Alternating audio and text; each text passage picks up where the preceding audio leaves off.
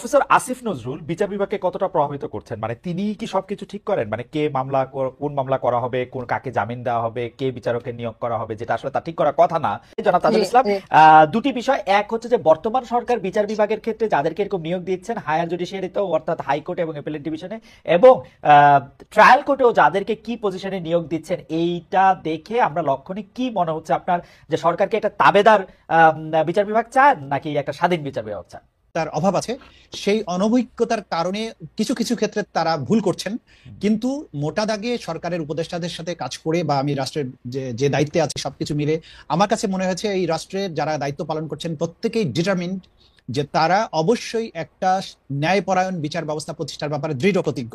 এবং কোন ধরনের ইশারা ইঙ্গিতের বিচার, যেটা আগে হয়েছে যে আমি আমি দাঁড়িয়ে যাব আপনি বসিয়ে দিবেন, লোকে দেখবে, আমাদের মধ্যে খাতির নাই, এই ধরনের বিচার প্রতিষ্ঠার ব্যাপারে আমি অন্তত দেখেছি যে সরকারের মধ্যে যারা কাজ করছেন, বিচার ব্যবস্থার সাথে যারা সম্পৃক্ত আছেন, আইন মন্ত্রণালয়ের সাথে যারা সম্পৃক্ত আছেন, কারো মধ্যে এই ধরনের জিনিস আমি দেখতে পাইনি।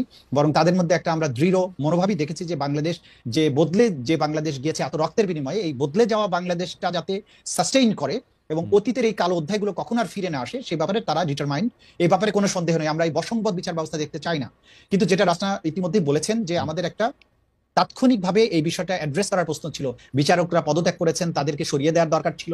যে আগের সরকারের আমলে যারা এই সমস্ত গুম খুনকে বৈধতা দিয়েছেন, ছাত্র জনতার উপরে গুলি চালাতে সেগুলোকে বৈধতা দিয়েছেন, সীমান্তের 10 কিলোমিটারকে ফাঁকা করে দেওয়ার মতো একটা ন্যাক্কারজনক রায় দিয়েছেন, এমন বিচারকরা ছিল যখন, তখন এই রাষ্ট্রকে নিরাপদ করার প্রয়োজনেই বিচার ব্যবস্থাকে ক্লিনজিং এর একটা প্রশ্ন ছিল, তাদেরকে সরাতে হয়েছে এবং সেটা এখনো শেষ হয়নি বলে আমি মনে করি। কিন্তু এই সময়ে সুপ্রিম কোর্টকে চালু রাখতে হলে আমাদেরকে দ্রুততম সময়ের মধ্যে বিচারক নিয়োগ দেওয়া দরকার ছিল। সেই নিয়োগ তারা দিয়েছেন কিছুটা, এবং সেই নিয়োগ দেওয়ার ক্ষেত্রে কোনো কোনো ক্ষেত্রে হয়তোবা দু একটা ভুল ভ্রান্তি হয়ে থাকতে পারে, দু একটা নিয়োগের ব্যাপারে প্রশ্ন থাকতে পারে যে এটা না দিলে ভালো হতো, কিন্তু এটা কিওর করার সুযোগ সামনে আছে। এবং এটার প্রধান কারণ হচ্ছে এই সরকারে যারা আছেন তাদের হঠাৎ করে এই এতগুলো নিয়োগ, এটা কখনো একবারে দেওয়ার প্রয়োজন হয়নি, এমন পরিস্থিতি বাংলাদেশে কখনো আসেনি। যে পরিস্থিতিতে তাড়াহুড়া করে যেটা করতে হয়েছে, এখানে ভুল ভ্রান্তি হতে পারে, কিন্তু আমি তাদের ইন্টেনশনের মধ্যে কোনো রকমের ঘাটতি দেখছি না। প্রত্যেকে ডিটারমাইন্ড বাংলাদেশে একটা নিরপেক্ষ বিচার ব্যবস্থা প্রতিষ্ঠার ব্যাপারে। জনাব তাজুল ইসলাম, প্রফেসর আসিফ নজরুল বিচার বিভাগকে কতটা প্রভাবিত করছেন? মানে তিনি কি সবকিছু ঠিক করেন? মানে কে মামলা কোন মামলা করা হবে, কোন কাকে জামিন দেওয়া হবে, কে বিচারকের নিয়োগ করা হবে, যেটা আসলে তা ঠিক করার কথা না। বিচার বিভাগ স্বাধীন হিসেবে মাজার হোসেন রায়ের পরে সেটা আসলে চিফ জাস্টিস, মানে চিফ জাস্টিসের সিদ্ধান্তে আসলে হওয়ার কথা। কিন্তু এই ক্ষেত্রেও কি জনাব অ্যাডভোকেট আনিসুল হকের মতো জনাব আসিফ নজরুল কি সবকিছু ঠিক করছেন? Absolutely not. আসিফ নজরুল সাহেবকে আমি কাছ থেকে দেখছি, তিনি আমার আমি যে বিভাগে কাজ করি তারই দায়িত্বপ্রাপ্ত মন্ত্রী। আমার কোনো একটা সামান্যতম কাজেও তিনি কখনো ইন্টারফেয়ার করেন এবং বলেছেন যে আপনি যখন যেখানে যেটা করা আইনসঙ্গত মনে করবেন, ভালো করবেন, সেটা আপনি করবেন। আমার জানা মতে আমাদের মাননীয় প্রধান বিচারপতির সাথে কথা বলার জন্য ওনাকে বারবার অ্যাপয়েন্টমেন্ট সিক করে কথা বলতে হয়েছে। ওনাকে ডিকটেট করার প্রশ্নই ওঠে না, এবং বর্তমান যিনি প্রধান বিচারপতি আছেন তাকে ডিকটেট করার কোনো মানুষ বাংলাদেশে নাই। এবং আসিফ নজরুল সাহেবের ব্যাপারে যত কথাই বাইরে বলা হোক, আমি তাকে পেয়েছি একজন নিবেদিত প্রাণ, একটা দেশপ্রেমিক মানুষ হিসেবে। তিনি আপ্রাণ চেষ্টা করে যাচ্ছেন বিচার বিভাগে প্রভাব বিস্তার তো দূরে থাক, বিভাগের কোনো জায়গায় কোনো রকম প্রশ্ন তৈরি হোক, এটা যাতে না হয় সেটা আমাকে দিনে রাত উনি বলেছেন যে তাজুল আপনারা চেষ্টা করেন যে সমস্ত কিছু যেন বিতর্কের ঊর্ধ্বে থাকে। তো যে লোকটার সাথে আমি কাজ করছি, আমি প্রতিদিন দেখছি তাকে যে তিনি প্রভাব বিস্তারের কোনো কাজ তো দূরে থাকতে, তিনি আমাকে স্বাধীনভাবে নিরপেক্ষভাবে যাতে কোনো প্রশ্ন না ওঠে সেটা এনশিওর করার ব্যাপারে যে লোকটা এত বেশি সিনসিয়ার, তাকে যদি হঠাৎ বলা হয় যে তিনি সব বিষয়ে ডিসিশন দিচ্ছেন, সবকিছু ঠিক করে দিচ্ছেন, এটা ডাহা মিথ্যা কথা। আমি মনে করি যে এটা সঠিক নয়।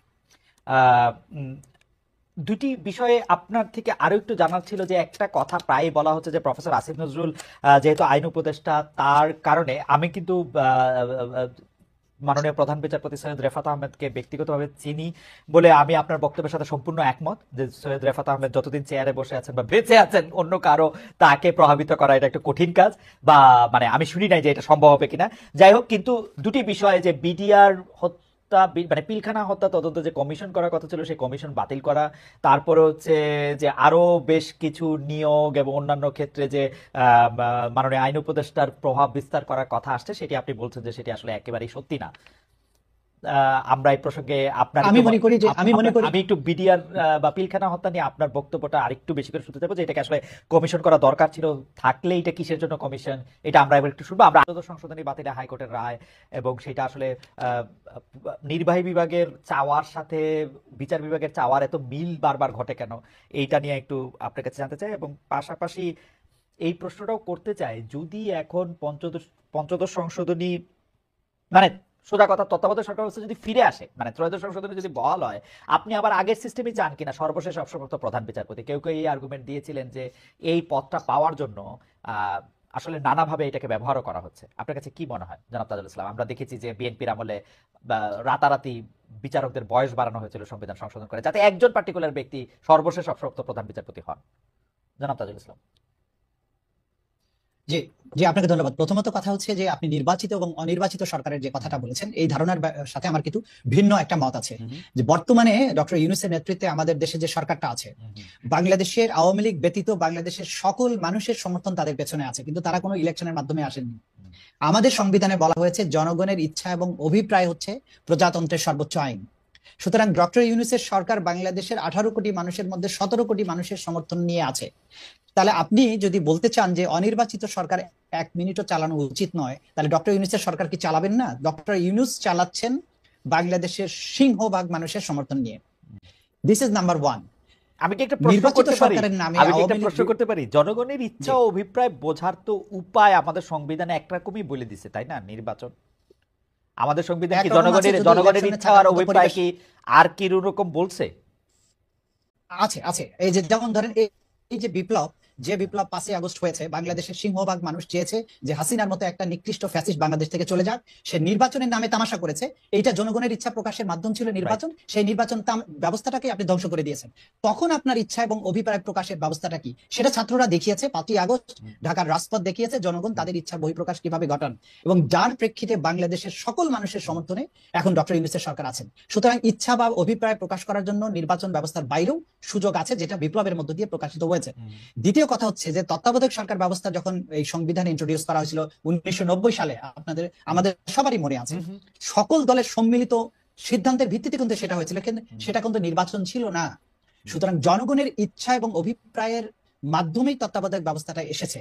সুতরাং 3 মাসের জন্য তারা যে একটা বিশেষ দায়িত্ব পালন করেন, এইটা তারা অনির্বাচিত হিসেবে 90 সালে কিন্তু অ্যাজ সাচ এইভাবে বলার সুযোগ নেই, কারণ তাদের এই মাননীয় চিফ প্রসিকিউটর 90 সালে কিন্তু তত্ত্বাবধায়ক সরকার ব্যবস্থা আসে নাই, একটা অস্থায়ী রাষ্ট্র কাঠামো আসছে। তত্ত্বাবধায়ক সরকার ব্যবস্থা আসছে কিন্তু 96 সালে জনগণের অভিপ্রায় নিয়ে। ঠিক আছে, সংসদ দিয়ে আসছে 96 সালে, ঠিক আছে। কিন্তু ওই যে এই যে ধারণাটা, এই যে তত্ত্বাবধায়কের ধারণাটা ইন্ট্রোডিউসড হয়ে গেল, সেটা কিন্তু সকল দলের সম্মিলিত সিদ্ধান্তের ভিত্তিতে হয়েছে, সরকারি দল এবং বিরোধী দলের। তাহলে সকল মানুষের সম্মতির ভিত্তিতে যেটা হলো, সেটাই তো জনগণের ইচ্ছা এবং অভিপ্রায়ের বহিঃপ্রকাশ। সুতরাং এই বহিঃপ্রকাশের মধ্য দিয়ে যে সরকারটা আসছে তত্ত্বাবধায়ক ব্যবস্থা, এটা অনির্বাচিত বলার কোনো সুযোগ নেই, কারণ এটা জনগণের অভিপ্রায়ের সরকার। হয়তো কথিত যে নির্বাচন, সেই নির্বাচনের মাধ্যমে আসছে না। This is number one. Number two হচ্ছে যে সরকারের ইচ্ছার সাথে আদালতের ইচ্ছা মিলে গেল কি করে? আপনি দেখবেন সোজা পথ সবসময় একটা হবে।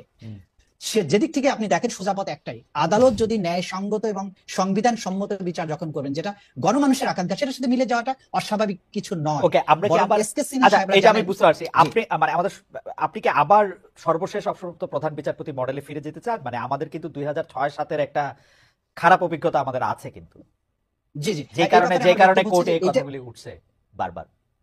যে আমি যেটা মনে করি, আমি পূর্ণাঙ্গ জাজমেন্টটা দেখিনি, পাইনি এখনো। আমি মনে করি যে এই যে বিচারপতিদের আর সর্বশেষ অবসরপ্রাপ্ত বিচারপতিদেরকে নিয়ে যে তত্ত্বাবধায়ক ব্যবস্থা গঠনের ব্যাপারটা, এইখানে অবশ্যই নেসেসারি পরিবর্তন আনা উচিত। কারণ তা না হলে এই পদটাকে টার্গেট করে যে সমস্ত অপকর্মগুলো হয়, সেখানে বিচারপতিদের বয়স নিয়ে কথাবার্তা, বা কাকে প্রধান বিচারপতি করা হবে, কাকে সুপারসিড করা হবে, কে আমার অনুগত হবে, এই যে অশুভ এবং অস্বাস্থ্যকর একটা প্রতিযোগিতা শুরু হয়ে যায়, এই ব্যাপারটা অ্যাড্রেস করা উচিত। এটা সম্মিলিত সিদ্ধান্তের ভিত্তিতে যে সংবিধান সংস্কারের জন্য যারা কমিশন করেছেন, আমার মনে হয় তারা যদি একটা যুক্তিসঙ্গত একটা বিষয় এখানে ইন্ট্রোডিউস করেন, সেটাই জাতির আকাঙ্ক্ষার সাথে সঙ্গতিপূর্ণ হবে।